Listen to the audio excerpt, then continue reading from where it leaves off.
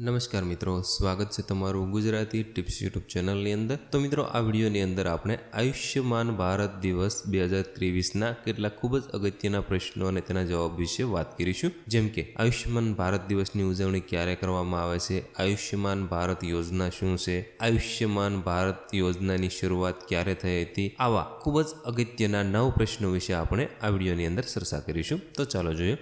તો મિત્રો, પ્રથમ પ્રશ્ન છે આયુષ્યમાન ભારત દિવસની ઉજવણી ક્યારે કરવામાં આવે છે। તો મિત્રો, આયુષ્યમાન ભારત દિવસની ઉજવણી દર વર્ષે 30 એપ્રિલના રોજ કરવામાં આવે છે।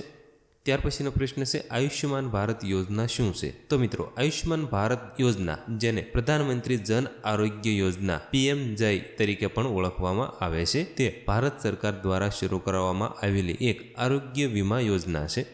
ત્યાર પછીનો પ્રશ્ન છે આયુષ્યમાન ભારત યોજનાની શરૂઆત ક્યારે થઈ હતી। તો મિત્રો, આયુષ્યમાન ભારત યોજનાની શરૂઆત સપ્ટેમ્બર 2018માં થઈ હતી।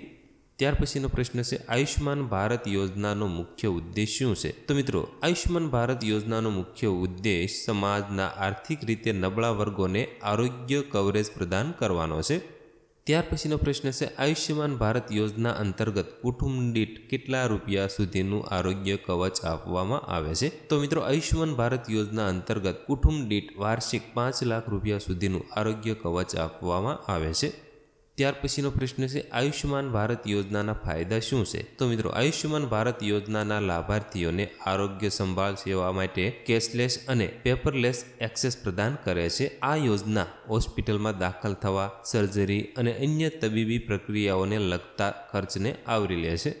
ત્યાર પછીનો પ્રશ્ન છે આયુષ્યમાન ભારત દિવસ કેવી રીતે ઉજવવામાં આવે છે। તો મિત્રો, આયુષ્યમાન ભારત દિવસ સમગ્ર દેશમાં આરોગ્ય શિબિરો, જાગૃતિ કાર્યક્રમો અને સેમિનાર સહિત વિવિધ કાર્યક્રમો સાથે ઉજવવામાં આવે છે। ત્યાર પછીનો પ્રશ્ન છે આયુષ્યમાન ભારત યોજના કોણે શરૂ કરી હતી। તો મિત્રો, આયુષ્યમાન ભારત યોજના ભારતના વડાપ્રધાન નરેન્દ્ર મોદી દ્વારા 23 સપ્ટેમ્બર 2018ના રોજ શરૂ કરવામાં આવી હતી। ત્યાર પછીનો પ્રશ્ન છે આયુષ્યમાન ભારત યોજનાને કેવી રીતે ભંડોળ આપવામાં આવે છે। તો મિત્રો, આયુષ્યમાન ભારત યોજનાને કેન્દ્ર અને રાજ્ય સરકારો દ્વારા ભંડોળ પૂરું પાડવામાં આવે છે। જેમ કે કેન્દ્ર સરકાર 60% ભંડોળ પૂરું પાડે છે, જ્યારે રાજ્ય સરકારો બાકીનું 40% ભંડોળ પ્રદાન કરે છે।